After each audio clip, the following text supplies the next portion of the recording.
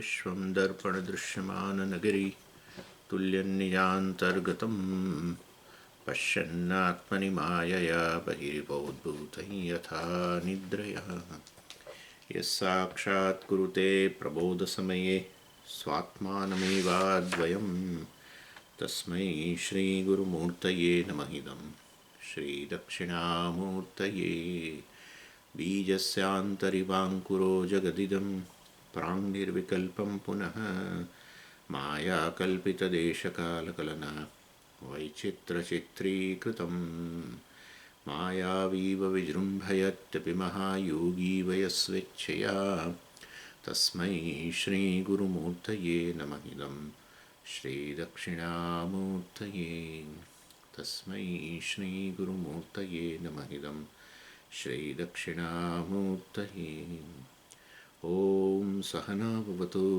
सहनौ भुनक्तु सह वीर्यङ्करवावहै तेजस्विनावधीतमस्तु मा विद्विषावहै ॐ शान्तिः शान्तिः शान्तिः सदाशिवसमारम्भां शङ्कराचार्यमध्यमाम् अस्मदाचार्यपर्यन्तां वन्दे गुरुपरम्पराम् ॐ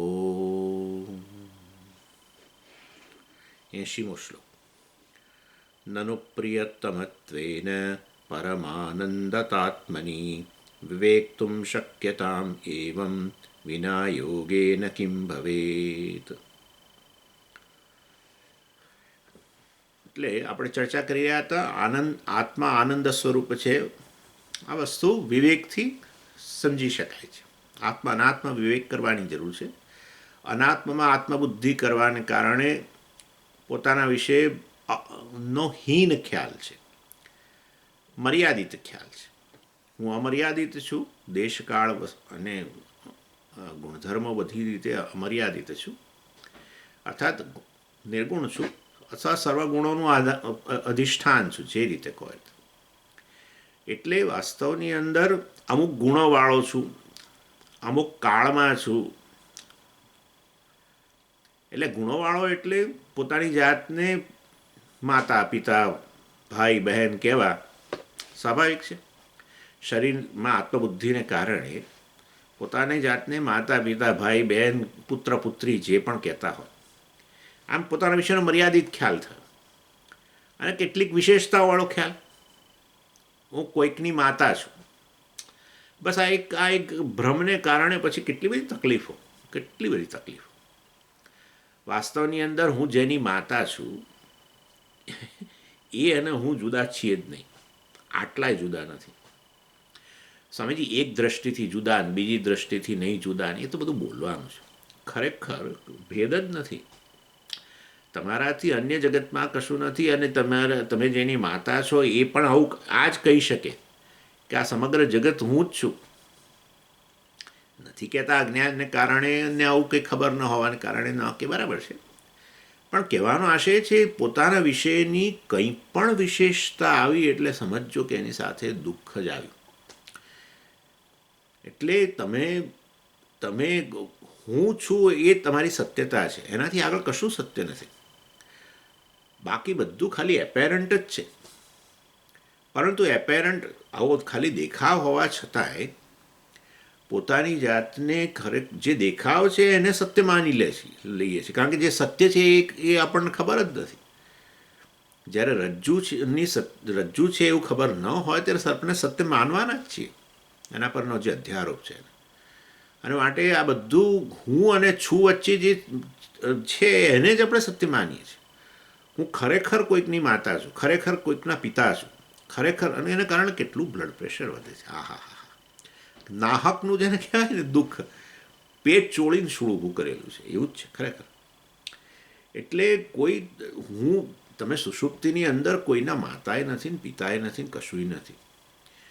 એટલે સુષુપ્તિમાં તમે છો, હું છું. ભલે એ વખતે ન ખબર હોય તેથી તેનો અર્થ એવો નથી કે તમે નથી. એ તો અંતઃકરણ દ્વારા હું છું એક આપણે વસ્તુને કહી શકીએ, પરંતુ અંતઃકરણ લય પામી જ માટે હું છું નથી કહી શકતા. પરંતુ આપણે જાણીએ છીએ અને જાગ્રત જગતની અંદર આપણે કંઈ કોઈની માતા થોડા જ છીએ હંમેશ માટે. હે કોઈ માતા હોય ઘરની અંદર પોતાનું બાળક હોય ત્યારે, પરંતુ જ્યારે જાય ઓફિસમાં જાય ત્યારે કે આવું કે હું માતા માતા આવી છું અહીંયા, એમ કે મતલબ આઈ એમ મધર. એક એમ્પ્લોય તરીકે કામ કરવું પડે. તમે આવો ખ્યાલ રહીને જાઓ ને ત્યાં આવી ઓળખાણ આપો તો પછી એ લોકોએ વિચાર કરે કે આ વ્યક્તિને રાખવી કે નહીં રાખવી હવે, કારણ કે થોડું ઇમ્બેલેન્સ આવી ગયું. તમે જાણો છો કે હું અને છુની વચ્ચે માતા છું એ વસ્તુ 24 કલાક રહેતી હોય તો તમે માતા જ છો, બરાબર છે. સમજો આ વસ્તુ માતા પિતા તરીકે કે ભાઈ બહેન કે કોઈ પણ તરીકે કેટલી મુશ્કેલીઓ છે તમને એની વાત કરી રહ્યો છું. એટલે વિવેકની કેટલી જરૂર છે. આપણે સમહાવ વિવેક કરવાનું ચૂકી જઈએ છીએ અને અવિવેકમાં જ રત રહીએ છીએ. અવિવેકમાં ને કારણે જે ભ્રમ છે એ ભ્રમમાં જ રત રહીએ છીએ. એટલે જાગ્રતમાં હોવા છતાંય સદા સ્વપ્નમાં જાણે રહેતા હોઈએ એવું પ્રકારનું છે. જેમ સપનમાં તમે તમારી જાતને જુદા જુઓ, જાગ્રત કરતાં કદાચ જુદા જુઓ, જુદી પરિસ્થિતિનો સામનો કરતા જુઓ, પરંતુ કેવું ક્ષણિક હોય છે એ વસ્તુ. ભલે જ્યારે અનુભવી રહ્યા હો ત્યારે તમે વસ્તુ જાણે કે ખરેખર એ અનુભવી રહ્યા છો લાગે, પણ સત્યતા નથી, તમે જાણો જ છો. એટલે જાગ્રત જગત પણ સ્વપ્ન સમાન જ છે, પરંતુ આપણને એ વસ્તુ વાસ્તવની અંદર લાગતું નથી એ વસ્તુ. એનીવે, કહેવાનો આશા આ બધી વિશેષતા, દેશ કાળ અને અમુક પ્રકારની વિશેષતાઓ વાળો હું છું. હું અત્યારે પ્રૌઢ છું, જે કહો તે, કે હું વૃદ્ધ છું, આ કાળની દ્રષ્ટિએ તમે ઓળખાણ આપો છો. દેશની દ્રષ્ટિએ ઓળખાણ આપો, હું અમેરિકન છું, આ છું, તે છું, ફલાણો છું, ઢીકણો છું, જે કહો તે. અથવા અત્યારે અહીંયા છું, ફલાણો છું, શિકાગોમાં છું, અહીંયા છું, અમદાવાદમાં છું, જે કહો તે. આ વિશેષતાઓ દેશકાળમાં. એટલે દેશકાળ વિશેષતાઓ શરીર થકી આવે છે એટલું માનવું. શરીર મન બુદ્ધિ થકી જ આવે. શરીર એક દેશમાં હોય તો એટલે કે હું આ દેશમાં છું. શરીર અમુક કાળને મર્યાદિત છે ને કાળને આધારે 60-70 વર્ષ થયા જે પણ થયા હોય એટલે પોતાના કાળવાળા કહે. એટલે શરીર મન બુદ્ધિ જે છે એના થકી તમે દેશ કાળ વિશેષતાવાળા છો. તમે કોઈના માતા પિતા હોવ તો શરીર થકી છો.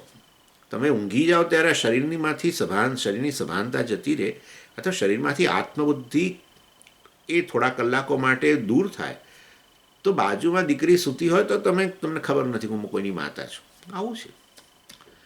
એટલે આ બધી વસ્તુ પર વિચાર નહીં કરવાનો, અવિવેક. સમજો, આ હું બીજું કંઈક કહું, આજનો ટૉપિક જરા જુદો છે.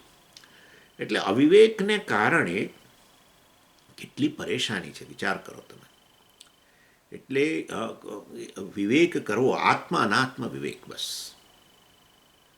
કંઈ પણ આપણા પોતાને અત્યંત જ્યારે દુઃખ થતું હોય ને ત્યારે આટલો વિવેક કરો કે ખરેખર જે વસ્તુને કારણે મને દુઃખ થાય છે એની સત્યતા કેટલી છે. આ દુઃખમાંથી નિવૃત્તિનો છેવટનો ઉપાય આ છે. વ્યવહાર કાળમાં તમે કંઈક ઉપાય કરો, બરાબર છે, પણ એ તો બીજું પાછું કંઈક ઊભું થશે. વ્યવહાર કાળે આપણા દીકરાને કંઈક દુઃખ હોય તો ચાલો તને મદદ કરીએ, આમ કરીએ, તેમ કરીએ, તારે ક્યાં તકલીફ પડે છે, કોણ તારો વિરોધ કરે છે, ચાલો એને કંઈ વાત કરીએ. આ બધું વ્યવહારમાં તમે કરો, પણ જેથી દુઃખની નિવૃત્તિ નથી થતી, કાલે સવારે ઉઠીને બીજી કોઈ ફરિયાદ આવશે. એટલે વાસ્તવની અંદર વ્યવહારમાં ઉપાય નહીં કરવો એની વાત નથી થતી. વેદાંત એની સામે કોઈ વિરોધ નથી. વેદાંતને કરો, જેટલું થાય કરો, પરંતુ એ સત્ય જ છે અને એ રીતે જ દુઃખની નિવૃત્તિ શોધી શકાશે એવું જો માનતા હો તો પછી તો કોઈ એનો ઉપાય નથી. દુઃખ નિવૃત્તિનો છેવટનો ઉપાય આ જ છે. છેવટનો ઉપાય આ છે, બસ. એનું નામ એટલા માટે જ એને મોક્ષ કહ્યો. મોક્ષ એટલે દુઃખમાંથી નિવૃત્તિ, આત્યંતિક નિવૃત્તિ કહ્યું. દુઃખમાંથી આત્યંતિક નિવૃત્તિનો ઉપાય હું કોણ છું એની વાસ્તવની અંદર પણ સમજીએ તો હું પણ દીકરો છે તો દીકરો જ છે ને. તે દીકરો નથી ભાઈ, દીકરો તમે અધ્યારોપિત કરેલો છે, દીકરો નથી. તમે તમારા માટે દીકરો, જગત માટે દીકરો નથી. એટલે આ તો બધું જીવસૃષ્ટિ છે, કેવળ જીવસૃષ્ટિ છે. તમે જેને દીકરો કહો છો એ કંઈ યુનિવર્સલ દીકરો છે? યુનિવર્સલ દીકરો એટલે શું? બધા માટે દીકરો. બાજુવાળા પડોશી માટે એ દીકરો કશુંય નથી ભાઈ. પડોશી માટે એ પડોશી જ છે. આપણો દીકરો આપણી સાથે રહેતો હોય તો આપણા પડોશી માટે એ આપણો દીકરો પડોશી જ છે, એ દીકરો નથી ભાઈ. આપણે એવું માનીએ છીએ કે જાણે ખરેખર દીકરો છે. આ બધું એક કેવળ એક એક એક એક સપાટી પરનું છે. આટલું વિચાર કરજો. પણ સમજી શરીરમન બુદ્ધિ થકી, પણ શરીરમન બુદ્ધિ તો છે ને, માટે એ શરીરમન બુદ્ધિ જો સત્ય હોય તો પછી એના થકી જે ઓળખાણ હોય બધી સત્ય જ હોય. પણ શરીરમન બુદ્ધિ સત્ય છે કે નહીં એ તો તપાસ કરો.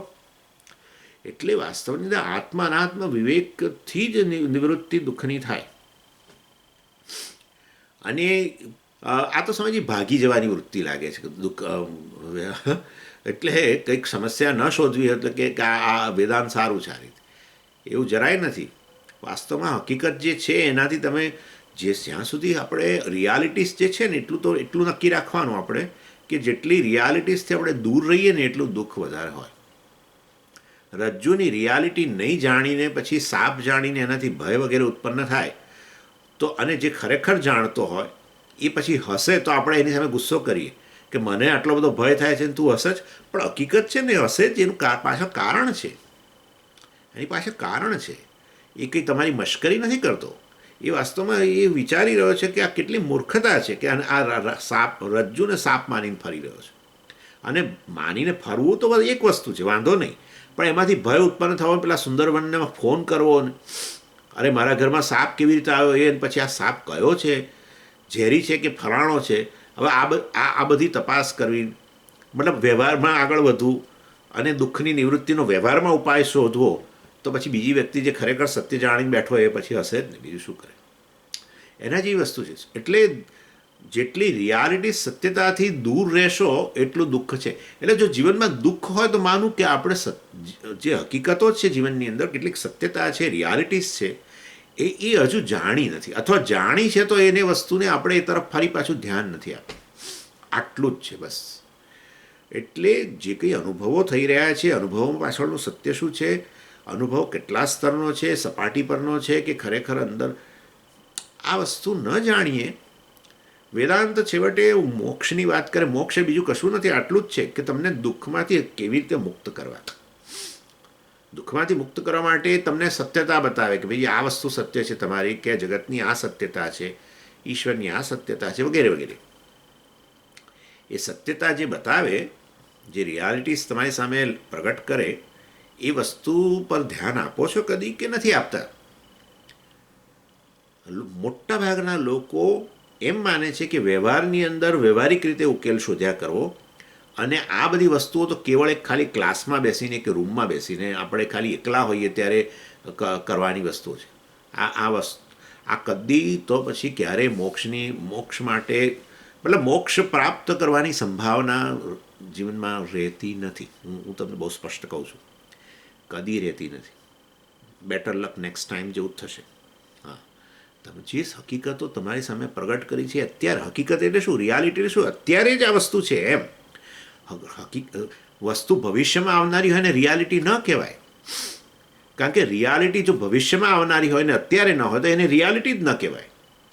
જે કાળને અંતર્ગત વસ્તુ હોય એ વસ્તુ ક્યારેય રિયાલિટીઝ ન હોય, એને જ મિથ્યા કહીએ છીએ. જે વસ્તુ સદાય હોય, જેના પર કાળની અસર ન હોય, એને આપણે રિયાલિટી કહીએ, સત્ય કહીએ. એટલે જે અત્યારે તમારી સામે પ્રગટ કરવામાં આવ્યું છે અત્યારે જ છે તમારી સામે. તમારું સ્વરૂપ જે કહેવામાં આવ્યું કે તમે બ્રહ્મ છો, આત્મા છો વગેરે વગેરે, કે સચ્ચિદાનંદ છો, એ અત્યારની જ વસ્તુ છે. ભવિષ્યમાં હું સચ્ચિદાનંદ બનીશ. આ બધું વ્યવહારિક ઉકેલ પહેલાં શોધી લો બધાનો. આ બધાનો વ્યવહારિક ઉકેલ બધું શોધી કાઢું, બધાને બધું સેટલ કરી આપું, અને પછી હું આ વસ્તુ કરીશ. આ કદી બનશે નહીં. સમજી? તમે ખરા આશીર્વાદ, હું આશીર્વાદ નથી આપતો ભાઈ. આ જગતની તમને જગતની તમને એક સત્યતા બતાવી રહ્યો છું. આ બધું માયામય જગત છે, અને એની અંદર કદી તમે એનો વ્યવહારિક ઉકેલ નહીં શોધી શકો. વૈજ્ઞાનિકો પણ જે જગતનું સત્ય શોધવાનો પ્રયત્ન કરી રહ્યા છે એ લોકો ગૂંચવાયેલા જ છે. કારણ કે એટલે ગૂંચવાયેલા જ માટે એ લોકો નકામા છે કહેવામાં હશે નથી, પરંતુ આ જગત આવું જ છે, માયામય જગત છે. અને માટે માયામય જગતની અંદર કોઈ વસ્તુ પારમાર્થિક દ્રષ્ટિએનો ઉકેલ ન નીકળે. આ વસ્તુ સમજી લેજો. એટલે વ્યવહારમાં હું વ્યવહારિક ઉકેલ શોધીશ, અને એનો તો એમાં વેદાંતને એની સાથે કોઈ લાગતું વળગતું નથી. આવું જો તમે માનતા હો તો ભૂલ ભરેલું છે, તમને કહી દઉં છું. અને એટલે જે લોકો પરણેલા છે, જે લોકો ગૃહસ્થો છે ને જે લોકોને આ રીતે દીકરા દીકરીઓ કે જે કંઈ ગ્રાન્ડ ચિલ્ડ્રન વગેરે છે, જે પણ એ લોકો વ્યવહારિક બધી જે ગૂંચો છે એની અંદર એનો વ્યવહારિક ઉકેલ શોધવાની અંદર પડેલા છે ને એમાં ગૂંચવાયેલા જ છે. હજુ સુધી ઉપાય નીકળ્યો નથી. અને કદાચ કોઈ વસ્તુનો ઉકેલ શોધ્યો તમે, બીજે દિવસે બીજું આવીને ઊભું જ છે. આનું નામ સંસાર, આનું નામ સંસાર. એટલે આપણે વેદાંતી હોઈએ તો આપણે શાંતિથી આ વસ્તુ પર વિચાર કરવાની જરૂર છે. એટલે એટલે એ પર વિચાર નહીં કરો તો મોક્ષનો માર્ગ તમે હજુ ઉઘાડ્યો જ નથી. ભલે ને તમે 15 વર્ષ ભણ્યા કે 20 વર્ષ ભણ્યા કે 25 વર્ષ ભણ્યા, કોઈ ફેર પડતો નથી. કશું ઉઘાડ્યું જ નથી. એ વસ્તુને તમે અકબંધ રાખી છે. એ તો મારા માટે છે, પણ પાછું મારે પણ તમારા વગર વ્યવહાર ક્યાં છે? તમે જેની માટે ઉકેલ શોધો છો ત્યારે તમારા માટેની એક દ્રષ્ટિ છે. દાખલા તરીકે તમે તમારા દીકરા માટે કંઈક ઉપાય શોધો છો ત્યારે તમારી દ્રષ્ટિ તમે કે હું પિતા છું. હવે આ જ મોટી તકલીફ છે કે હું પિતા છું. તમે પિતા હો તો તમે એ સત્ય વસ્તુ હોય તો પછી બધે તમે પિતા જ છો. તમે કોઈ પડોશીને મળવા જાઓ ત્યારે તમે એમ જ કહો કે ભાઈ મને પડોશી ના કહેશો, મને પિતા કહો તમારા. આ શેના જેવી વસ્તુ છે? આ બધું એક સપાટી પરની વસ્તુ છે. હવે તમને હું કહી શકું આટલા વર્ષોના અભ્યાસ પછી કે આ બધું કેવળ સપાટી પરનું છે. જાગ્રત જગત સંપૂર્ણ સપાટી પરનું છે. સમજી લો આ વસ્તુ. માંડુક્ય કારિકા સાંભળીને લોકો ઊભા થઈ જાય છે, કારણ કે આ સત્ય પચાવવું અઘરું પડે છે એમને. પણ હકીકત છે.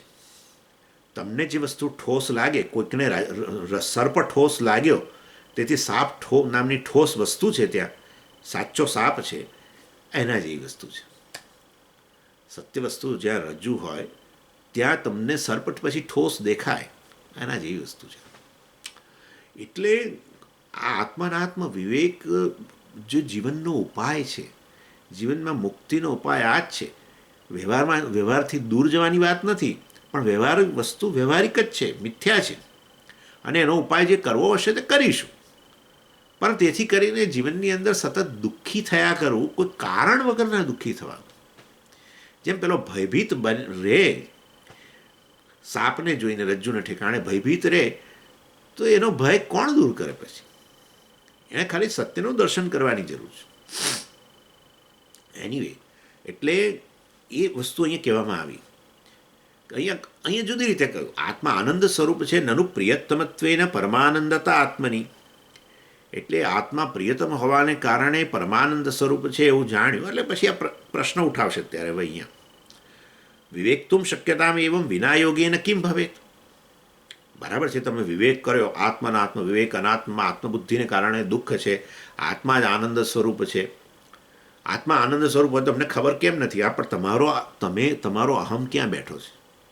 તમારો અહમ આત્મામાં બેઠો છે કે આ શરીરમાં બુદ્ધિમાં બેઠો છે? શરીરમાં બુદ્ધિમાં બેઠો હોય તો પછી તો સુખની સંભાવના જ નથી. પણ ક્યાંથી તમને લાગે અહમ સુખ સ્વરૂપ? ક્યાંથી લાગે? પણ અહમ શરીરમાં બેઠો છે. એટલે વાસ્તવમાં વિવેક જ કરવો મહત્વની વસ્તુ છે. અને વિવેકથી આત્મા આનંદ સ્વરૂપ છે એ વસ્તુ નક્કી થઈ જાય. અપરોક્ષ છે આત્મા તો.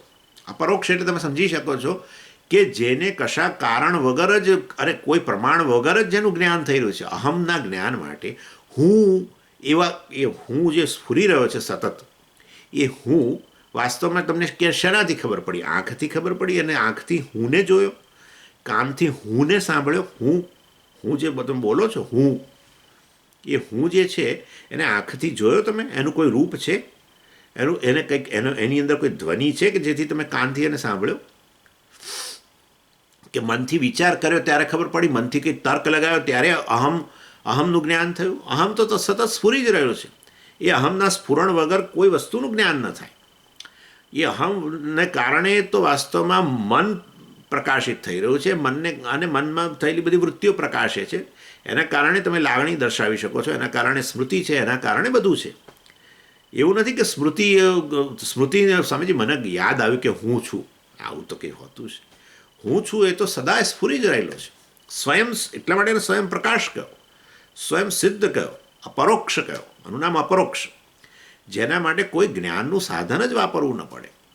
એવો હું વાસ્તવમાં એટલી જ મારી રિયાલિટી છે. હું છું મતલબ કે ચૈતન્ય છું. એ મારું સત્ય છે.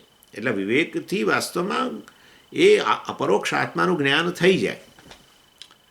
પછી હવે પ્રશ્ન એ આવે છે કે વાસ્તવમાં વિવેક્તુમ શક્યતામ એવમ વિના યોગેન કિમ ભવેત.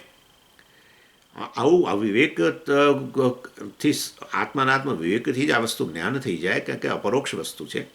તો પછી વાસ્તવમાં યોગાભ્યાસથી શું લાભ એમ કરીને પ્રશ્ન ઉઠાવે છે. યોગાભ્યાસ એટલે અહીંયા કંઈ પણ લઈ શકાય, પણ છતાં યોગનો અર્થ અહીંયા આપણે નિધિધ્યાસન કહીએ. યોગનો અર્થ આમ સમાધિ થાય, પણ નિધિધ્યાસન એ છેવટે એને આપણે જે વ્યક્તિ નિધિધ્યાસન કરતો હોય એને આવો પ્રકારની સમાધિ, જે હું આનંદ સ્વરૂપ છું, સચ્ચિદાનંદ છું, એ વસ્તુ પર વિચાર કરતાં કરતાં એનું મન એની અંદર જેમ લય પામે એ સમાધિ જેને કહો. એટલા માટે યોગ શબ્દ વાપરે છે નિધિધ્યાસન માટે. અને આપણે તમે જોઈ ગયા, આપણે તમને ખ્યાલ હશે કે દૃગ્દૃશ્ય વિવેક કર્યો. એક દૃગ્દૃશ્ય વિવેકની અંદર આપણે નિધિધ્યાસનની જ્યારે વાત આવી તે 6 પ્રકારની સમાધિની વાત કરી. અને ત્યારે મેં તમને સમજાવ્યું કે આ નિધિધ્યાસન જ વાસ્તવની અંદર સમાધિ બની જાય. સમાધિ એટલે મન અમે પરોવાઈ ગયું, મને એમાં લય પામી ગયું. સમાધિ એટલે તમે કોઈ બહુ મોટી વસ્તુ ના માનશો. તમારું મન જ્યારે કોઈ પણ વસ્તુની અંદર લય પામી જાય ને ત્યારે દેશકાળ વગેરેનું પણ સભાનતા ન રહે, એ વસ્તુ સમાધિ કહેવાય. કેટલાક લોકોને વાંચતા આવું થઈ જાય, કેટલાક લોકોને રસોઈ કરતાં થઈ જાય. રસોઈમાં મન એટલું પરોવાઈ ગયું કે કેટલા વાગ્યા છે હું જાણે ક્યાં છું એ ખબર ના રહી. વસ્તુ બનાવતા એ વસ્તુમાં જ એટલા બધા પરોવાઈ ગયા. કેટલાક લોકો કંઈક સિલાઈ કામ કરતા કે મતલબ કે કંઈ ભરત કામ કરતા હોય, કેટલાક લોકો કંઈ પેઇન્ટિંગ કરતા હોય, કેટલાક લોકો વાંચનની અંદર. આવી રીતે બધા લોકો જે તે વિષયની અંદર, એટલે વિષયી અને વિષય વચ્ચેનો જાણે ભેદ જતો રહ્યો, વિકલ્પ જતો રહ્યો.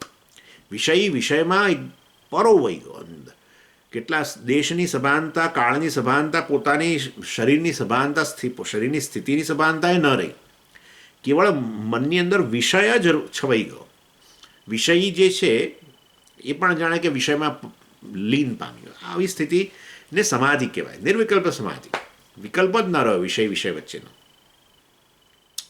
એટલે વાસ્તવની અંદર નિધિધ્યાસન કરતાં કરતાં છેવટે વ્યક્તિ એ આત્મચિંતનમાં એકદમ પરોવાઈ ગયું એનું મન. અર્થાત એ સચ્ચિદાનંદ આત્માનું ચિંતન કરતાં કરતાં વાસ્તવમાં મન જાણે કે હું આની અંદર પૂરેપૂરો લય પામી ગયો. હું જ સચ્ચિદાનંદ છું, પરંતુ એ વૃત્તિ અહંકાર જ એમાં લય પામી ગયો. અને આપણે સમાધિ કહીએ. એટલે એની જરૂર ખરી કે નહીં. હવે આ શ્રવણથી જો આત્મનાત્મ વિવેક થઈ જતો હોય, બરાબર, આ રીતે આત્મનાત્મ વિવેક જ કરવાનો છે, બીજું કશું કરવાનું જ નથી. આત્મા તો સ્વયં સ્ફુરિત જ છે, અને આત્મા સદાય સચ્ચિદાનંદ જ છે. બીજી કશું કોઈ બીજા પ્રકારની પ્રેક્ટિસ કરવાની કંઈ જરૂર જ નથી. કોઈ પ્રેક્ટિસનો પ્રશ્ન જ નથી. અહીંયા તો અજ્ઞાનનો પ્રશ્ન છે. અજ્ઞાનમાંથી અવિવેક થયેલો છે, અને એના કારણે અનાત્મમાં આત્મબુદ્ધિને એના કારણે બધું દુઃખ છે. એટલે વાસ્તવમાં વિવેક જ કરવો એટલો જ પૂરતું છે. અને વિવેક કરવો એટલે કે શ્રવણથી જ આત્માનાત્મ વિવેક થાય, બીજું શું? આ વેદાંતનું શ્રવણ કરવાથી. એટલે એ શ્રવણથી જ વાસ્તવમાં આત્માનાત્મ વિવેક કરો એટલો પૂરતો છે. તો પછી નિધિધ્યાસનની કે આ રીતે સમાધિ એની જરૂર ખરી કે નહીં? નથી જ જરૂર ખરેખર. તો આ તો આપણે એટલા માટે જરૂર પડે છે, ભલે શ્રવણ મનન નિધિધ્યાસન કહ્યું, પરંતુ આવી રીતે અપરોક્ષ જ્ઞાન આત્મા અપરોક્ષ જ છે ને એ આત્મા જ સચ્ચિદાનંદ છે. આવું જ્ઞાન કેવળ અનાત્મામાંથી આત્મબુદ્ધિ દૂર કરતાં વિવેક કરતાં જ થઈ જાય. અને માટે હું આનંદ સ્વરૂપ છું એ વસ્તુ એ સમજાઈ જ જાય. એવું એ વસ્તુ શક્ય છે જ.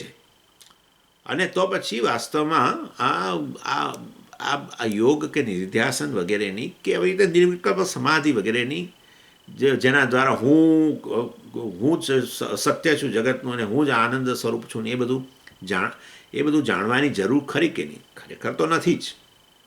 એટલે અહીંયા ખાલી એ પ્રકારનો ડાઉટ ઊભો કરે છે કે આ કિમ યોગેન કિમ ભવેત. એટલે આ બધો યોગાભ્યાસ કે નિધિધ્યાસન વગેરેથી શું લાભ? આ પ્રકારે પ્રશ્ન ઉઠાવે છે. એનો ઉત્તર અહીંયા 81મા શ્લોકમાં આપે છે. યદ યોગેન તદેવેતિ વદામો જ્ઞાન સિદ્ધયે યોગ પ્રોક્તો વિવેકેન જ્ઞાનમ કિમ નોપજાયતે. એટલે મેં તમને કહ્યું કે યોગ એ આ જે પ્રશ્ન કરનારો છે એને કોઈ પણ રીતે એવું કહેવું છે કે નિધિધ્યાસનની અને એ રીતે સમાધિ મતલબ કે નિર્વિકલ્પ સમાધિ વગેરેની જરૂર છે તો જ અપરોક્ષ જ્ઞાન થાય. અરે ભાઈ, અપરોક્ષ જ્ઞાન માટે એ વસ્તુની જરૂર નથી. અપરોક્ષ જ્ઞાન માટે તો કેવળ શ્રવણ, આત્મનાત્મ વિવેકની જરૂર છે. પ્રશ્ન ગૂંચવાયેલો ત્યાં છે. સમાધિ કરવી ન કરવી, મતલબ કે આ પ્રકારે નિર્ધ્યાસન કરવું ન કરવું એ વસ્તુ અલગ છે. ભલે જ્ઞાનનો અંતર્ગત એ વસ્તુને કહેવામાં આવી હોય, પણ એ તો જરૂર, જેને જરૂર છે એના માટે નિર્ધ્યાસન. જે સીધો જેનું મન તૈયાર છે એ તો જેમ આચાર્ય કહેતા જાય આત્માનાત્મ વિવેકની વાત કરે ત્યારે એને વિવેક જ્ઞાન થઈ જ જાય. તો એ અપરોક્ષ જ્ઞાન છે, એને આવી જરૂર નથી. એ વસ્તુ પર અત્યારે થોડાક શ્લોકો છે. એટલે કે વિવેકીને જે ફળ મળે અપરોક્ષ જ્ઞાન, એ વસ્તુ વાસ્તવની અંદર એ જ જ્ઞાન નિર્ધ્યાસન કરનારને છેવટે થાય. મતલબ નિર્ધ્યાસનથી કોઈ જ્ઞાન ન થાય, સમજવાનું છે વસ્તુ. નિર્ધ્યાસન મોક્ષે ના આપે, નિર્ધ્યાસનથી જ્ઞાને ન થાય. નિર્ધ્યાસનથી જ્ઞાન વિષયક સંશય પણ ન જાય. નિર્ધ્યાસન તો કેવળ પેલી વિપરીત બુદ્ધિ દૂર કરવા માટે છે. વિપરીત ભાવના જે છે એ તમે દૂર નથી કરી શક્યા. આમાં આત્મબુદ્ધિ, દેહમાં આત્મબુદ્ધિ જે છે એ અનાદિકાળથી છે અને એને કારણે વારંવાર જ્ઞાન અપરોક્ષ એટલે વિવેક કરવા છતાંય જાણે કે વારંવાર આવી ભૂલ થયા કરતી હોય. તો એ વિપરીત ભાવનાને દૂર કરવા માટે જ નિર્ધ્યાસનની જરૂર છે. પણ જે વ્યક્તિ તૈયાર હોય, જેનું મન એટલું બધું તૈયાર હોય કે જેમ શ્રવણ કરે એમ એને એ વિવેક કરતો જાય ને એ વસ્તુ વિવેકથી એને અપરોક્ષ જ્ઞાન, હું સચ્ચિદાનંદ છું, પૂર્ણ છું, આનંદ સ્વરૂપ છું વગેરે થઈ જાય, તો પછી એને નિર્ધ્યાસનની જરૂર નથી. આ વસ્તુ વાસ્તવની અંદર ભાષ્યકાર પણ આવું માને છે અને એમના બધા મુખ્ય અનુયાયીઓ સુરેશ્વરાચાર્યજીથી માંડીને બધાએ લોકો શ્રવણથી જ આ રીતે વાસ્તવમાં અપરોક્ષ જ્ઞાન થઈ જાય, મોક્ષ પ્રાપ્ત થઈ જાય એ વસ્તુ માને છે. અને એ દ્રષ્ટિએ વાસ્તવમાં નિધિધ્યાસન કે આ રીતે યોગાભ્યાસ કરવાની કશી જરૂર નથી. કે સમાધિ મતલબ કે નિર્વિકલ્પ સમાધિમાં પહોંચી ગયા અને એ રીતે હું સચ્ચિદાનંદ છું ત્યારે ખબર પડી, એવું કંઈ જરૂરી નથી. એ તો નથી જેને શ્રવણથી જ્ઞાન થતું અને દેહમાં આત્મબુદ્ધિ રહે છે, વારંવાર એ વસ્તુ વિપરીત ભાવના ચાલુ રહે, એટલે પછી કે તો પછી નિધિધ્યાસનની જરૂર છે. વિપરીત ભાવના દૂર કરવા માટે છે. જ્ઞાન તો કેવળ શ્રવણથી થાય છે, આટલું આપણે સમજી લેવાનું. નિધિધ્યાસનથી જ્ઞાન નથી થતું. નિધિધ્યાસનથી કેવળ વિપરીત ભાવના દૂર થાય. નિધિધ્યાસનથી મોક્ષ પ્રાપ્ત પણ નથી થતું. મોક્ષ તો તમારું સ્વરૂપ છે. એના માટે કોઈ આ રીતે સમાધિમાં કે મતલબ કે નિધિધ્યાસન કરવાની, ધ્યાનમાં બેસવાની એ જરૂર નથી. એ તમારું સ્વરૂપ છે. તમે કહો કે મને એ વસ્તુ હજુ આત્મસાત નથી થઈ તો બરાબર છે, તમે કરો, ચાલો. શ્રવણથી જ મોક્ષ પ્રાપ્ત થઈ જાય. શ્રવણથી જ એ અવિવેક દૂર થઈ જાય, અધ્યાસ દૂર થઈ જાય, શરીરમાં બુદ્ધિમાં આત્મબુદ્ધિ દૂર થાય અને એ આત્મા તો સ્વયં સિદ્ધ, મેં કહ્યું, અપરોક્ષ છે અને એ પૂર્ણ છે. માટે વાસ્તવમાં જેવું આમાંથી અનાત્મ બુદ્ધિ દૂર થાય ધીરે, તેમ તમને હું પૂર્ણ છું વસ્તુ તમને સમજતા જાઓ. અપૂર્ણતા લાગતી હતી તો આમાં આત્મબુદ્ધિને આમાં અહમ બુદ્ધિ કરો તો અપૂર્ણતા જ લાગે, બીજું શું લાગે. એટલે એ વાસ્તવમાં કેવળ વિવેક કરતાં કરતાં જ તમને ખબર પડે કે હું તો જે સ્વયં સિદ્ધ અપરોક્ષ છું એ પૂર્ણ છું, આત્મા પૂર્ણ છે. એટલે એ વાસ્તવમાં આનંદ સ્વરૂપ છું, જે કહો તે સચ્ચિદાનંદ છું. એટલે વાસ્તવમાં શ્રવણથી જ તમે મોક્ષ પ્રાપ્ત થઈ જાય. બંધન જે તમને લાગતું હતું એ બંધન તો આ અવિવેકને કારણે હતું. એટલે એ શ્રવણ મુખ્ય વસ્તુ છે, એટલો જ આપણે સ્વીકાર કરીએ છીએ. એટલે કે જેને અહીંયા વિવેક કહે છે, એ વિવેકથી જ વાસ્તવની અંદર આ વસ્તુ પ્રાપ્ત થઈ જાય છે. બીજું આગળ કશાની જરૂર રહેતી નથી. એની એટલે આ તો અહીંયા કહે છે કે ભાઈ આવો આત્મા આનંદ સ્વરૂપ છે એવું તો ભલે તમે જાણ્યું, વિવેક શ્રવણથી તમે જાણ્યું, પણ છેવટે તો તમારા નિધિધ્યાસનથી જ તમને ખબર પડે ખરેખર કે હું આનંદ સ્વરૂપ છું, એમ કરીને પ્રશ્ન ઉઠાવે છે. ખરેખર એવી કશી જરૂર હોતી નથી. અને એના સંદર્ભમાં અહીંયા કહ્યું, આ સિદ્ધાંતિએ કહ્યું કે તમે બહુ કહેતા હો કે નિધિધ્યાસનથી જ આવું અપરોક્ષ જ્ઞાન થાય, હું પૂર્ણ છું એવું જ્ઞાન થાય, તો એ વસ્તુ વાસ્તવમાં વિવેકથી જ થાય છે. એટલે એ કહે છે યદ યોગેન તદેવેતી વદામહ જ્ઞાન સિદ્ધયે યોગ પ્રોક્ત. વાસ્તવની અંદર એટલે જ્ઞાનની સિદ્ધિ માટે વાસ્તવમાં આ યોગ કે નિધ્યાસન બતાવ્યું છે. એવું જો તમે કહેતા હો તો વિવેકથી શું જ્ઞાન નથી થતું? વિવેકથી જ જ્ઞાન થાય છે, નિધ્યાસનથી જ્ઞાન નથી થતું. એટલે વાસ્તવમાં છતાંય તમે કહો નિધ્યાસનથી જ આવું અપરોક્ષ જ્ઞાન થાય, મતલબ કે આ રીતે નિધ્યાસનને એટલે કે સમાધિ વગેરેથી જ જ્ઞાન થાય, ધ્યાનથી જ જ્ઞાન થાય. ધ્યાન એટલે સમજો આપણું નિધ્યાસનની જ વાત ચાલે છે. અહીંયા યોગનો અર્થ બીજો કશો નહીં લેવાનો, અષ્ટાંગ યોગ વગેરેની અહીંયા ચર્ચા નથી. જરૂર એ લોકો પેલો નિર્વિકલ્પ સમાધિ કહે છે, આપણે કહીએ કે વાસ્તવમાં આવો વિકલ્પ જતો રહે. તમે કોઈ વસ્તુ પર આ રીતે હું સચ્ચિદાનંદ છું એ પ્રકારે નિધ્યાસન કરી રહ્યા હો, બરાબર, તો એની અંદર મન તમારું પરોવાઈ જાય, અહંકાર એમાં લય પામી જાય, આપણે એને કહીએ સમાધિ થઈ ગઈ, નિર્વિકલ્પ સમાધિ. વિષય વચ્ચે અહંકાર અને આ જેનું ચિંતન કરી રહ્યા છે આત્મા વચ્ચેનો બિલકુલ ભેદ જતો જ રહ્યો. એટલે વાસ્તવમાં એટલે અહીંયા પેલો યોગ શબ્દ વાપરે છે, એટલે તમે ગૂંચવાશો નહીં. યોગનો અર્થ અહીંયા વાસ્તવમાં એ પેલો અષ્ટાંગ યોગથી નિર્વિકલ્પ સમાધિ એ પ્રકારનો નહીં. યોગનો અર્થ સમાધિ જે થાય એ સમાધિ અર્થ લઈએ, પરંતુ અહીંયા નિર્ધ્યાસનથી જે સમાધિ વગેરે પ્રાપ્ત થાય છે એના સંદર્ભમાં એ પ્રકારની વાત છે અહીંયા. એટલે આ રીતે યોગ ભલે આ રીતે આવશ્યક હોય, નિર્ધ્યાસન આવશ્યક અંગ હોય, પરંતુ આ અપરોક્ષ સાક્ષાત્કાર કે અપરોક્ષ જ્ઞાન જેને કહીએ આપણે, એ તો વાસ્તવમાં કેવળ વિવેકથી, શ્રવણ જ મુખ્ય સાધન છે એવું આચાર્યથી બધા ભાષ્યકારે સ્વીકાર્યું છે અને એમના બધા આચાર્યોએ સ્વીકાર્યું છે. શ્રવણથી પરોક્ષ જ્ઞાન થાય, શબ્દથી પરોક્ષ જ્ઞાન થાય, આ બધું ભણવાથી પરોક્ષ જ્ઞાન થાય. અપરોક્ષ જ્ઞાન માટે તો છેવટે સમાધિ નો અભ્યાસ કરવો પડે. આવું માનનારો એક વર્ગ છે, એ લોકોને ઉત્તર અપાઈ રહ્યો છે, કોઈ એવી જરૂર નથી, કશું કરવું પડે. આ બધાથી સ્વામીજી પરોક્ષ ઇન્ટેલેક્ચ્યુઅલ જ્ઞાન, પાછા કંઈક વિચિત્ર શબ્દો વાપરે છે, બૌદ્ધિક જ્ઞાન થાય. આ બધું આપણે ભણીએ ને સ્વામીજી, એનાથી બૌદ્ધિક જ્ઞાન થાય. સાક્ષાત્કાર માટે તો છેવટે આપણે પેલું જ કરવું પડે, સમાધિમાં જઈને અનુભવ કરવો પડે. હા, સમાધિમાં અનુભવ કરવો પડે કે જો અદ્વૈત, મારાથી અન્ય કશું નથી, હું જ પૂર્ણ છું, આ વગેરે વગેરે વગેરે. અહંકાર મિથ્યા છે, એ વસ્તુ તો કેવળ આપણે નિધ્યાસનથી જ ખબર પડે. અપરોક્ષ જ્ઞાન નિધ્યાસનથી જ ખબર પડે. વિવેક જ્ઞાન તમે જે કહો છો, પણ એ તો ખાલી શબ્દથી તો કેવળ આ બધા શબ્દો આચાર્યના શબ્દથી તો કેવળ પરોક્ષ જ્ઞાન થાય. આત્મા પૂર્ણ છે, આનંદ સ્વરૂપ છે, આવું પરોક્ષ જ્ઞાન થાય. પણ હું પૂર્ણ છું, આનંદ છું એવો અનુભવ તો સમાધિમાં જ થાય. આવું બધું એટલે એના સંદર્ભમાં આ ઉત્તર અપાઈ રહ્યો છે કે આવી કોઈ આવશ્યકતા નથી, કારણ કે આત્મા અપરોક્ષ જ છે.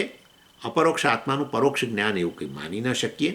અપરોક્ષ આત્માનું અપરોક્ષ રૂપમાં જ જ્ઞાન થાય, એને જ જ્ઞાન કહેવાય. અપરોક્ષ આત્માનું પરોક્ષ જ્ઞાન બોલી જ ન શકાય.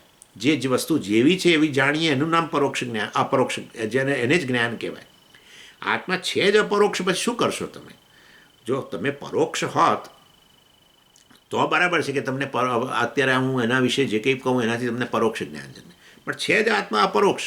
અહમથી અહમ જેટલો અપરોક્ષ બીજું કશું છે જ નહીં. હું જ સૌથી અપરોક્ષ વસ્તુ છું. અપરોક્ષ વસ્તુ એટલે જેને જાણવા માટે કશું વ્યવધાન જ નથી, કોઈ પ્રમાણનું વ્યવધાન નથી. ન આંખ, કાન, ન મન, ન ઇન્દ્રિયો, કશાનો ઉપયોગ કરવાની જરૂર નથી. એ બધા કાર્ય કરી શકે છે એ પહેલાં અહમનું તમને જ્ઞાન છે. હા, તમે આંખનો ઉપયોગ કરો પહેલાં તમે આ બેઠેલા જ છો, અને તમે હુંના રૂપમાં ભલે અવિવેકને કારણે હું શરીર છું એ ભલે એ બરાબર છે, પરંતુ અહમ છે તો અપરોક્ષ જ. એટલે એટલો વિવેક કરો કે ભાઈ હું વાસ્તવમાં શરીર મન બુદ્ધિ નથી, એ તો મિથ્યા વસ્તુ છે, અને એ મિથ્યા વસ્તુ મારા પર અવલંબે છે. હું જેને અસ્તિત્વ પ્રદાન કરું છું એ મારામાં તો ભાષિત થાય છે. શરીર ભાષિત થાય છે, ભાષક હું છું. ભાષક ભાષિત વસ્તુ એક ન હોઈ શકે, સબ્જેક્ટ ઓબ્જેક્ટ બંને એક ન હોઈ શકે. શરીર મારા જ્ઞાનનો વિષય છે, મન મારા જ્ઞાનનો વિષય છે, બુદ્ધિ મારા જ્ઞાનનો વિષય છે. મારા શરીરની સ્થિતિ મને ખબર પડે જ છે, મનની સ્થિતિ મને ખબર છે. મારું મન આવું વિચારે છે, આવું વિચારે છે, આ જગ્યાએ ગૂંચવાઈ ગયું છે, આ જગ્યાએ ચોંટી ગયું છે, એમાંથી બહાર જ નથી આવતું સ્વામીજી, વગેરે વગેરે. મનમાં આ લાગણી છે, અત્યારે આ લાગણી છે, ફલાણું છે, બધું જ તમને કેવું ખબર પડે છે. તો આ બધું ભાષિત થઈ રહ્યું છે. તમે તો કેવળ પ્રકાશ સ્વરૂપ છો, ચૈતન્ય છો, ચૈતન્યથી ભાષિત થાય છે, એટલે કે જ્ઞાન થાય છે બધું. એવા જ્ઞાન સ્વરૂપ તમે છો, જેના કારણે બધું જ્ઞાન થાય એવા જ્ઞાન સ્વરૂપ તમે છો. એટલે અને જે વાસ્તવમાં ત્રણેય અવસ્થામાં હાજર છે, જેના પર શરીર, જેના પર કાળની કોઈ અસર જ નથી. જાગ્રતનો કાળ હોય, સ્વપ્નનો કાળ હોય કે સુષુપ્તિ હોય, સદાય હાજર છો. અને જેનાથી કાળ ભાષિત થાય છે, કાળ છે એ પણ જેનાથી ભાષિત થાય છે, દેશ કાળ બધી જ વસ્તુ, એવો ભાષક, સદાય હાજર એવો સચ્ચિદાનંદ હું છું. બસ આ આટલું જ છે. જે અહમ અપરોક્ષ છે આવો સચ્ચિદાનંદ છે. બસ મુક્તિ.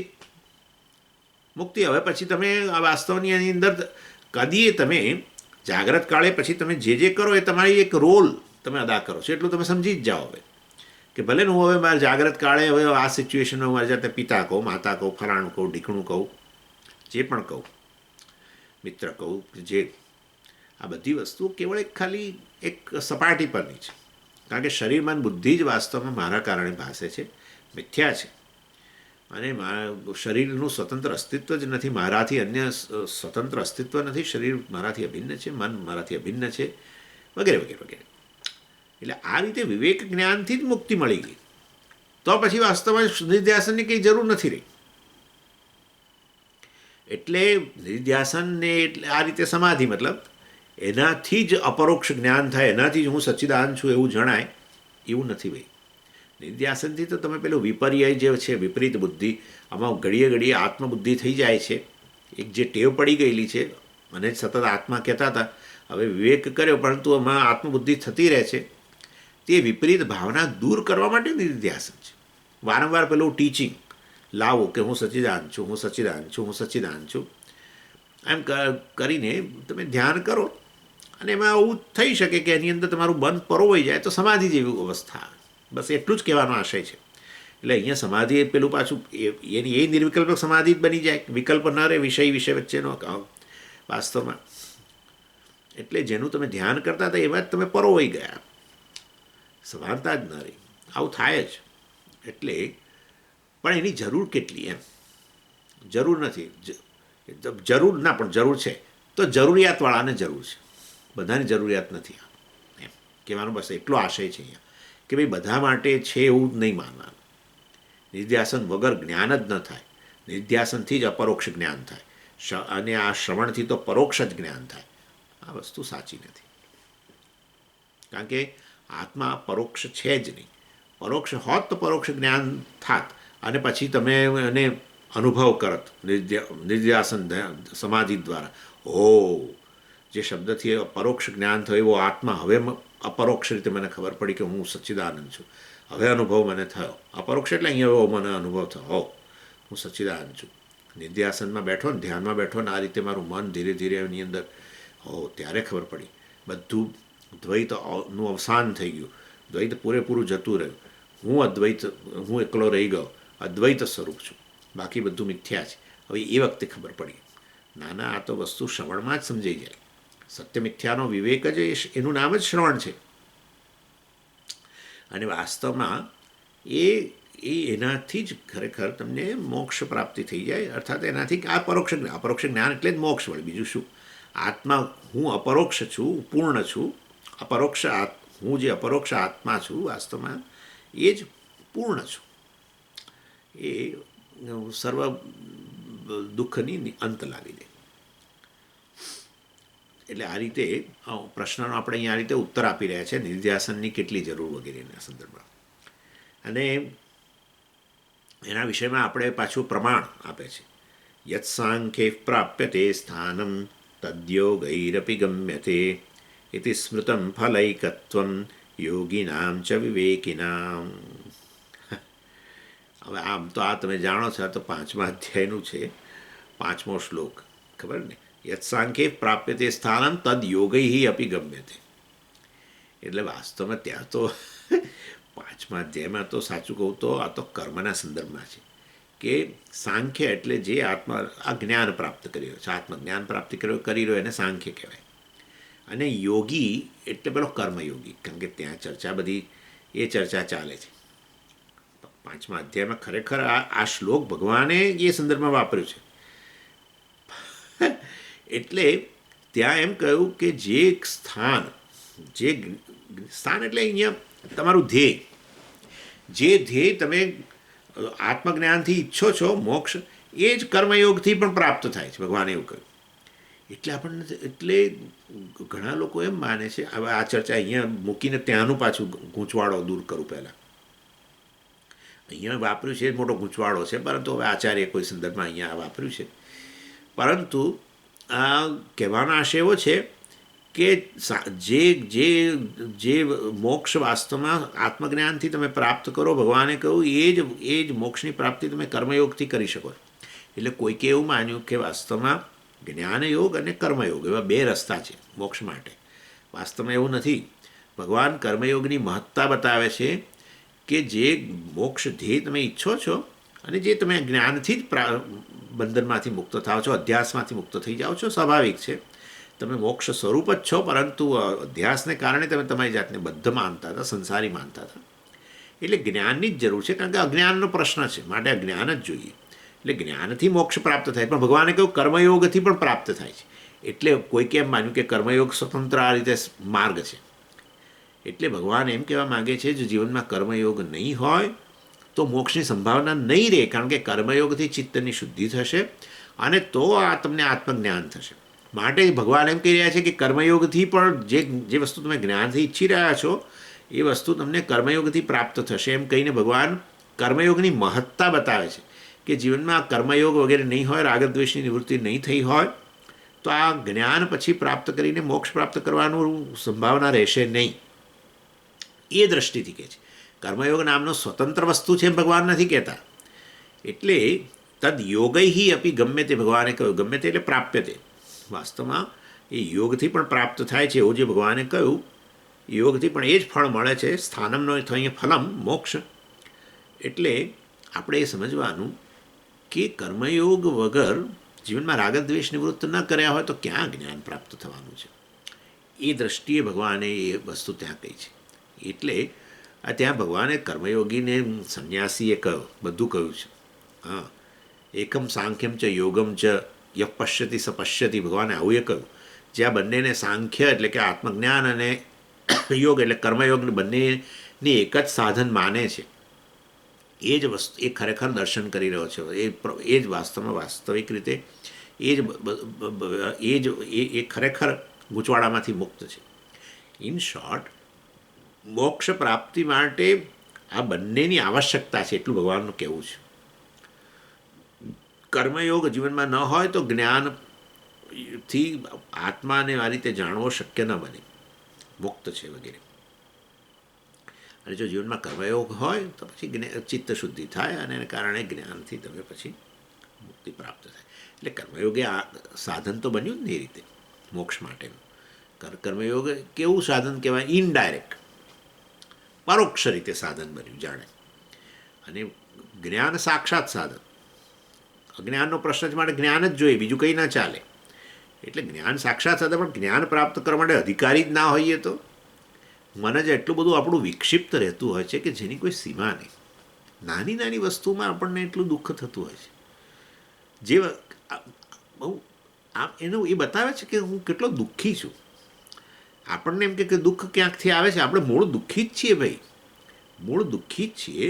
અને એને કારણે નાની વસ્તુ પણ આપણને બહુ દુઃખી કરે છે. હવે નહીં તો નાની વસ્તુ કેવી રીતે, જો તમે ખરેખર તમે તમારી જાતને સુખી માનતા હો તો નાની નાની વસ્તુઓ તમને દુઃખી કરે જ નહીં.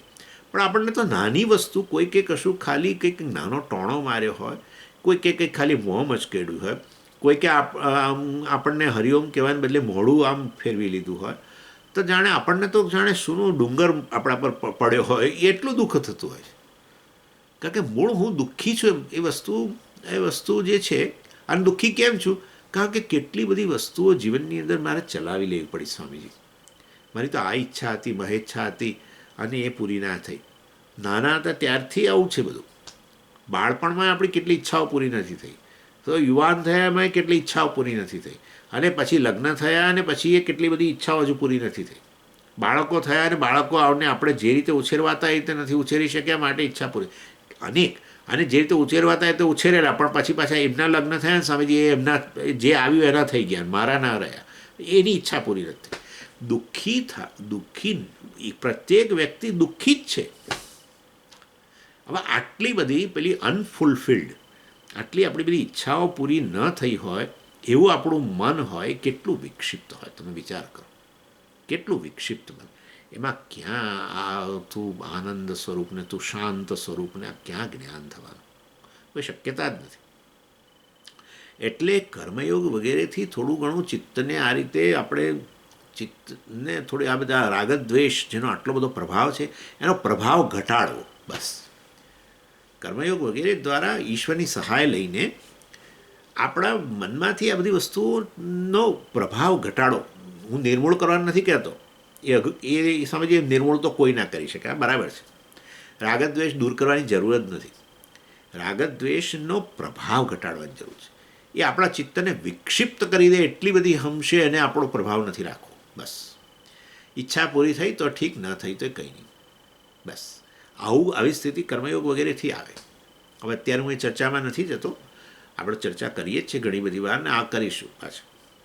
પરંતુ એ વસ્તુ આ રીતે કર્મયોગનું સ્થાન છે અને દ્વારા મન થોડું શાંત બને તો પછીમાં આ બધું જ્ઞાન જે છે એ બધું આપણે વસ્તુને સમજી શકીએ બરાબર, અને સમજ્યા પછી ટકી શકે. જો આપણું ચિત્ત પેલા તોફાની સમુદ્ર જેવું રહેતું હોય, રાગદ્વેષ પૂરા કેટલાય નથી થયા એના કારણે, તો પછી જે કંઈ સાંભળ્યું છે બાર. એટલે અત્યંત વિક્ષિપ્ત ચિત્ત હોય એ તોફાની સમુદ્ર જેવું હોય, તોફાની સમુદ્ર જેમ બધી વસ્તુઓ ફેંકે બહાર આમ કિનારા પર. એવી રીતે આ વસ્તુઓ આપણા આ જ્ઞાનના શબ્દો જે છે, આચાર્યના બધા શબ્દો ફેંકાય બહાર. જે અંદર જઈને આને આત્મસાત કરવા તો બાજુએ રહ્યું, બહાર ફેંકાય. એટલે મનને થોડુંક શાંત બનાવવાની જરૂર છે. અબાઇડિંગ માઇન્ડ કહેવાય છે. અને એના માટે આ કર્મયોગ છે. કર્મ દ્વારા જ વાસ્તવની અંદર કર્મ પાછળનું કારણ રાગદ્વેષ છે, ઈચ્છાઓ છે આપણે. અને કર્મ પાછળનું વલણ બદલીને વાસ્તવમાં આપણે ઈશ્વરને વચ્ચે લાવીને છેવટે આ રાગદ્વેષ જે છે એનો પ્રભાવ ઘટાડીએ. એટલે આ રાવણ અને કુંભકર્ણ, એટલે જ કહ્યું આ બધા રાગદ્વેષ, આ બધા રાવણ કુંભકર્ણ કહો કે શિશુપાલ કંસ કહો કે જે કહેવું હોય કહો, શુંભ નિશુંભ કહો, જે કહેવું હોય કહો, એ આ બધી પેર આ જ છે. એ જ તકલીફો કરે છે. ભગવાનની સહાયતાથી એ બધાને શાંત કરવા પડે.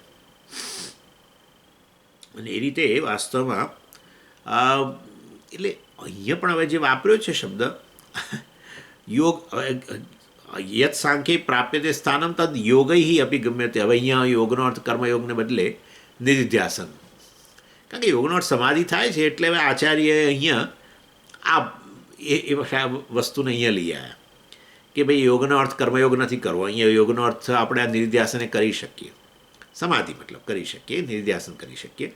એટલે એમ કે યત સાંખ્ય પ્રાપ્ય તે સ્થાનમ, જે મોક્ષ આપણને સાંખ્ય એટલે કે વિવેક, આત્મનાત્મ વિવેક, શ્રવણ, એનાથી જે પ્રાપ્ત થાય, તદ યોગૈ અપી ગમ્યતે, એ વસ્તુ વાસ્તવમાં નિધિધ્યાસનથી પણ પ્રાપ્ત થાય. માટે નિધિધ્યાસનની આવશ્યકતા તમે કે કરો છો, નિધિધ્યાસનથી જ અપરોક્ષ અનુભવ અને એનો આત્મ સાક્ષાત્કાર, હું સચ્ચિદાનંદ છું એવો અનુભવ તો સમાધિમાં જ થાય, એવી કોઈ જરૂર નથી. યત સાંખ્ય પ્રાપ્ય તે સ્થાનમ તદ યોગૈ અપી ગમ્યતે.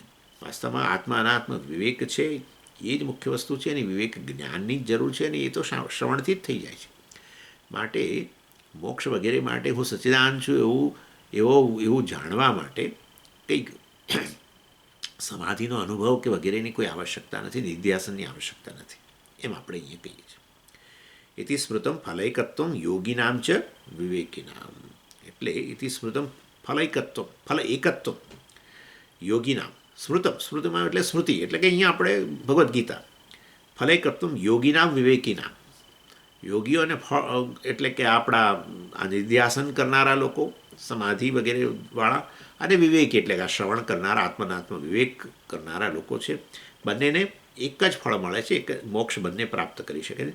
માટે નિધિધ્યાસનનો આગ્રહ ન રાખો, એમ કહેવાનો આશય છે અહીંયા. સમજો, નિધિધ્યાસનથી જ અપરોક્ષ અનુભવ થાય કે અપરોક્ષ જ્ઞાન થાય તો જ મોક્ષ મળે એવું કહેનારો જે આપણા સંશય કરનારા જે છે એને આપણે આ રીતે ઉત્તર આપીએ છીએ કે વાસ્તવમાં જરૂર છે. શેની જરૂર છે તમે વિચારો. અજ્ઞાનને કારણે અવિવેક છે, અવિવેકને કારણે શરીરમાં બુદ્ધિનો અધ્યાસ અહમ પર કરેલો છે, આત્મા પર કરેલો છે, જે સ્વયંસિદ્ધ છે, પૂર્ણ છે, એના પર જ આવી રીતે અધ્યાસ કરીને એને અપૂર્ણ વગેરે કહીએ છીએ. અને માટે વિવેક જ્ઞાનથી જ આ વસ્તુ વાસ્તવમાં સ્પષ્ટ થઈ જાય છે. આત્મા તો સદાય અપરોક્ષ જ છે ને, એ આત્મા સચ્ચિદાનંદ જ અપરોક્ષ છે. બાકી કશું બાકી બધી વસ્તુઓ પ્રત્યક્ષ છે અથવા પરોક્ષ છે. આત્મા જ અપરોક્ષ છે. ઇન્દ્રિયોથી જે જણાય છે જગત એ પ્રત્યક્ષ છે. જે તમે મન વગેરે દ્વારા જેને તમે અનુમાન વગેરે કરો છો એ બધું પરોક્ષ છે, બરાબર છે. પરંતુ આત્મા સદાય ઇન્દ્રિયોની પાછળ રહેલો આત્મા પરોક્ષ જ્ઞાન કે પ્રત્યક્ષ જ્ઞાનની પાછળ રહેલો આત્મા તો સદાય અપરોક્ષ જ છે. અને વાસ્તવની અંદર પ્રત્યક્ષથી અહમની સિદ્ધિ ન થાય, પ્રત્યક્ષથી જગતની સિદ્ધિ થાય, પરોક્ષથી વાસ્તવમાં પણ જગતની સિદ્ધિ થાય. કેટલીક વસ્તુઓ જગતમાં પ્રત્યક્ષ છે, કેટલીક વસ્તુઓ પરોક્ષ છે. જગત તમારા માટે પ્રત્યક્ષ જ્ઞાન કે પરોક્ષ જ્ઞાનનો વિષય છે, પણ જેના થકી જ્ઞાન થાય એ અહમ તો અપરોક્ષ જ છે. સમજો આ વસ્તુ. એટલે એ અહમ અપરોક્ષ આવો પૂર્ણ જ છે. ખાલી તમે અધ્યાસ કર્યા કરો છો, હું આવો છું. જેમ પેલો રજ્જુ પર સર્પનો અધ્યાસ કરી દીધો અને પછી સાપને સાચો માનવા માંડે, એમ આપણે આ સતત અધ્યાસ કર્યા જ કરીએ છીએ. હું તો શરીર, એટલે હું તો આ પિતા છું, ફલાણો છું, માતા છું, ઢીકણો છું, આ છું, તે છું, સતત અધ્યાસ. હું જાગ્રત પુરુષ છું ને, હું મનુષ્ય છું ને, વગેરે વગેરે વગેરે. ક્યારેક શરીરથી અધ્યાસ, ક્યારેક મનનો અધ્યાસ, કામી છું, ક્રોધી છું, આવો છું, તેવો છું. ક્યારેક આ બધી ઇન્દ્રિયોનો અધ્યાસ, દ્રષ્ટા છું, શ્રોતા છું, અને આ રીતે પ્રાણનો અધ્યાસ, ભૂખ્યો છું, તરસ્યો છું, વગેરે. અહમ પર સતત જે અહમ જે અપરોક્ષ છે, પૂર્ણ છે, એના પર સતત આવો અધ્યાસ કર્યા જ કરીએ છીએ. અધ્યાસની નિવૃત્તિ અધ્યાસ અવિવેકને કારણે જ થયેલો છે. કે અધ્યાસને અવિવેક કહો, વાંધો નહીં. તે શેને કારણે છે? અજ્ઞાનને કારણે છે. અજ્ઞાનને કારણે જ અવિવેક થાય, બીજું શું છે? એટલે આ શ્રવણથી, વિવેક જ્ઞાનથી જ તમે અહમને જેવો છે એવો જાણી લો છો. અને માટે ખરેખર મોક્ષ માટે નિર્ધ્યાસન જ જોઈએ, અપરોક્ષ જ્ઞાન માટે નિર્ધ્યાસન જ જોઈએ, એવો આગ્રહ ન રાખો. બસ આટલું આપણે કહીએ છીએ. યત સાંખ્ય હિ પ્રાપ્ય તે સ્થાનમ તદયોગ હિ અભિગમ્યતે. એ અહીંયા એટલે જુદી રીતે વાપર્યો છે, આપણે ત્યાં ભગવદ્ ગીતામાં જુદી રીતે છે. ચાલો પછી આગળ કહે છે, અસાધ્ય કસ્યચિદ યોગ કસ્યચિદ જ્ઞાન નિશ્ચય ઇત્થમ વિચાર્ય માર્ગૌ દ્વૌ જગાદ પરમેશ્વર. એટલે ફળ એક જ છે, તો પછી જુદા જુદા સાધનો કેમ? નિર્ધ્યાસન કેટલાકને માટે કેવળ શ્રવણ જ વગેરે. એવી રીતે એવું જુદું જુદું કેમ? ફળ છેવટે મોક્ષ જ હોય તો એક જ માર્ગ હોવો જોઈએ. આવો બે કેમ? નિર્ધ્યાસન કેટલાકને માટે નિર્ધ્યાસન દ્વારા આ વસ્તુ જણાય ને, કેટલાકને નિર્ધ્યાસનથી આ રીતે વિપરીત ભાવના દૂર થાય ને, અને કેટલાકને શ્રવણથી આ રીતે અવિવેક દૂર થઈ જાય ને. અવિવેક એટલે એ જ વિપરીત ભાવના, હું શરીર છું, મન છું, વગેરે. આવું અલગ અલગ એક જ માર્ગ, એક જ વસ્તુની પ્રાપ્તિ માટે બે અલગ માર્ગ જેવું કેમ છે? એટલે કે છે અસાધ્ય કસ્યચિત યોગ. આ બધું સમજો. આ બધી વસ્તુઓ છે ને જરા થોડી ટિપિકલ પ્રકારની છે. એટલે કેટલાક આચાર્યો આ બધા અધ્યાયો નથી લેતા પંચદશીના, કારણ કે આ બધું આ ચર્ચાઓ તમે આવું કોઈ સાંભળ્યું નહીં હોય. આપણે સમજીએ આવું કેવું કહ્યું, નિર્ધ્યાસન કરવાની એ જરૂર નહીં ને, આમને એવું તમે જનરલી નહીં સાંભળ્યું હોય, પણ ક્યાંક આવી ચર્ચા આવે, કારણ કે કોઈ આચાર્યોનો આવો બધો મત છે હોય. એટલે એના સંદર્ભમાં કેટલાક લોકો માને છે કે વેદાંતના શબ્દ, જે આ શબ્દ જે છે, શબ્દથી તો ઉપનિષદના શબ્દો એટલે કે આચાર્યના શબ્દોથી પરોક્ષ જ્ઞાન જ થાય, શ્રવણથી પરોક્ષ જ્ઞાન જ થાય. અને છેવટે એનો તો તમારે અનુભવ કરવો પડે આત્માનો. પૂર્ણ છું, જે કંઈ પરોક્ષ જ્ઞાન થયું એને અપરોક્ષમાં કન્વર્ટ કરવા માટે તમારે સમાધિ વગેરેમાં આ બધું દ્વૈત નિવૃત્તિ થઈ જાય, અને ત્યારે હું એક રહી જાઉં, અને છેવટે એ પૂર્ણ છું એવું પ્રકારનું જ્ઞાન થાય. આ શરીર, મન, બુદ્ધિના પણ વૃત્તિઓ મનમાંથી જતી રહે, મનમાંથી સર્વ વૃત્તિઓ બધી જતી રહે. છેવટે હું અપરોક્ષ છું વાસ્તવમાં, અથવા હું સચ્ચિદાનંદ છું, પૂર્ણ છું એવું જ્ઞાન થાય. અહમ જે છે એ વાસ્તવનું સાચું જ્ઞાન, અપરોક્ષ જ્ઞાન કેવળ નિર્ધ્યાસનમાં જ થાય, સમાધિમાં જ થાય. અને આવું માનનારા ઘણા લોકો છે. સમજીએ આ બધું બરાબર છે, પણ આનો અનુભવ કેવી રીતે કરવો, આવું બધું બોલનારા છે. એટલે આ બધા માટે એક આ ઉત્તર જેવું છે. ખરેખર આ ચર્ચા કે એટલી, મને એકવાર તો વિચાર આવ્યો કે આ શ્લોકોને જવા દઈએ, પછી મને થયું કે ચાલો લઈ લઈએ. પણ સામાન્ય રીતે કંઈ એની આ બધાની ચર્ચાની જરૂર નથી. અને યોગનો અર્થ અહીંયા અષ્ટાંગ યોગ તો કોઈ સંજોગોમાં શક્ય નથી, કારણ કે અષ્ટાંગ યોગ આખી જુદી જ વસ્તુ છે. અષ્ટાંગ યોગના પ્રણેતાઓ પતંજલિ વગેરે તો દ્વૈત દર્શનવાળા છે. એ લોકો જીવન ઈશ્વરને અલગ જ માને છે, અને માટે યોગશાસ્ત્રને એ તો અહીં લાવવાની કોઈ જરૂર જ નથી. એટલે અદ્વૈત જ્ઞાનની વાત કરતા હોય ત્યારે દ્વૈત શાસ્ત્રનો આધાર લેવાયની કોઈ જરૂર જ ન હોય. એ લોકો તો જીવ અને ઈશ્વરની સ્પષ્ટ વ્યાખ્યાઓ કરેલી છે. જીવ એટલે આવો આવો આવો, આ પ્રકારના બધા ક્લેશવાળો પંચક્લેશવાળો છે જીવ કહેવાય. ઈશ્વર આ બધા પંચક્લેશમાંથી મુક્ત છે. અને આ રીતે વાસ્તવની અંદર ક્યાંય યોગશાસ્ત્રમાં યોગસૂત્રની અંદર ક્યાંય સમ ખાવા પૂરતું એ જીવ અને ઈશ્વરનું અભેદ બતાવ્યો નથી. એવા યોગશાસ્ત્રને આધાર લઈ અને અહીંયા વેદાંતથી જે જ્ઞાનથી જે સિદ્ધ થાય એ યોગ દ્વારા સમાધિ દ્વારા સિદ્ધ થાય એ યોગ અષ્ટાંગ યોગવાળા, આ વસ્તુ આપણે ભૂલમાં લાવવી નહીં. અને બીજી વસ્તુ છે કે જે વસ્તુ આ રીતે સમાધિમાં સિદ્ધ થતી હોય, સમાધિમાં હું મુક્ત છે એવો અનુભવ થતો હોય, તો એનો અર્થ એવો થયો કે એ મુક્તિ કે મોક્ષ વાસ્તવમાં અનિત્ય બની ગયો. કારણ કે જેવા તમે બહાર આવશો એટલે વળી પાછું તમને બંધનનો અનુભવ થશે. હવે એટલે અનિત્ય મોક્ષની વાત શાસ્ત્ર કરી રહ્યું છે કે નિત્ય મોક્ષની વાત કરી રહ્યું છે, એ વસ્તુ આપણે વિચારવાની છે. આત્મા નિત્ય વસ્તુ છે અને એ સદાય મુક્ત જ છે એવા, પરંતુ આપણને ખબર નથી. અવિવેક કરીને જે અનિત્ય વસ્તુઓ છે એમાં આત્મબુદ્ધિ કરીએ છીએ અને એના કારણે સતત બંધનનો અનુભવ કરીએ છીએ, અને એમાંથી મુક્ત થવું, આત્માના આત્મ વિવેક કરવો. વાસ્તવમાં સદાય તમે મુક્ત જ છો, પરંતુ તમને આ વસ્તુથી તમે અવગત નથી, તમને ખ્યાલ નથી. અને જ્યારે વસ્તુનું અજ્ઞાન હોય ત્યારે અધ્યાસ પણ સ્વાભાવિકપણે થઈ જતો હોય છે. ત્યારે એટલે એ એટલી જરૂર છે. એટલે એ યોગશાસ્ત્રને તો લાવવાનો પ્રશ્ન જ નથી અહીં ઊભો થતો. એ લોકો તો કહે છે કે આ જગત સત્ય જ છે બધું, આ બધી વૃત્તિઓ દૂર કરો, મનની વૃત્તિઓનો નાશ જ કરો. કારણ કે એ વૃત્તિઓ જે છે એના દ્વારા જ સતત દ્વૈત જણાઈ રહ્યું છે ને. વૃત્તિઓ શાંત થઈ જાય દ્વૈત જણાતું નથી. માટે વૃત્તિઓનો પૂરેપૂરો નિરોધ કરી દો. ચિત્તવૃત્તિ નિરોધ, એ વૃત્તિઓનો વિરોધ કરો, નિરોધ કરી દો. વૃત્તિઓનો નિરોધ થશે એટલે દ્વૈત બિલકુલ શાંત થઈ ગયું. જેમ સુષુપ્તિની અંદર તમારે ચિત્તમાં કોઈ વૃત્તિ રહેતી નથી તો કેવું અદ્વૈત જેવો અનુભવ થાય છે ને, એવું તમે જાગ્રત કાળે કરો અષ્ટાંગ યોગ દ્વારા. યમ નિયમ આસન પ્રાણાયામ પ્રત્યાહાર ધારણા ધ્યાન અને સમાધિ, પછી નિર્વિકલ્પ સમાધિ. એમાં છેવટે એટલે બધી વૃત્તિઓ શાંત થઈ ગઈ, દ્વૈત સંપૂર્ણપણે જતું રહ્યું. ત્યારે આ હું એ તો ક્યાંય જવાનો નથી. બસ એ હમ હવે આ પૂર્ણ છું, ચૈતન્ય સ્વરૂપ છું, આનંદ છું, એ વખતે એ સમજાશે. સારું, બહુ સરસ, બરાબર જ છે. પછી બહાર આવશો ત્યારે સમાધિમાંથી વળી પાછું આ જગત આવ્યું, વળી દ્વૈત આવી ગયું. એટલે પેલું પછી શું થાય કે સમાધિમાં મુક્તિનો અનુભવ થયો. હવે અત્યારે વળી પાછું બંધન લાગે છે. તો આ મુક્તિ, આવી મુક્તિ ભગવાન વાત કરે છે, આવી મુક્તિની વાત વેદ કરે છે. તો આવી મુક્તિની શું જરૂર છે? આવું તો મને સુષુપ્તિમાં રોજ થાય છે. એના માટે આટલું બધું કરવાની જરૂર શું છે? યમ નિયમ સુધી રોજ જે સમાધિમાં સુષુપ્તિમાં મુક્ત થઈ જ જાઓ છો ને. કેટલી સમસ્યાઓ છે તમારી, માતા તરીકે, પિતા તરીકે, ફલાણા તરીકે, ઢીકણા તરીકે, બધી સમસ્યાઓ ને બધું આ જગત, બધું દ્વૈત વસ્તુ પૂરેપૂરી જતી રહે છે. તમે જ કહો સુષુપ્તિમાં બધાને આનંદનો અનુભવ થાય છે, તમારાથી અન્ય કશું નથી, આવો અનુભવ છે જ. તમે છો તો છો જ ને નેચરલી. હું જ ન સમજ, હું જ નથી ત્યાં, તો કોની સુષુપ્તિ હતી ત્યારે? એટલે તમે તો છો જ. એટલે વાસ્તવની અંદર સુષુપ્તિમાં તો અનુભવ થાય છે જ, પણ એ મુક્તિ કેટલી હોય છે? એટલા માટે તો સવાર પડે લોકો માથું પકડે છે, અરે પાછી સવાર પડી. સવાર પડી એની સામે વાંધો નથી હોતો, સવાર પડી એની સાથે આ બધું પાછું આવ્યું.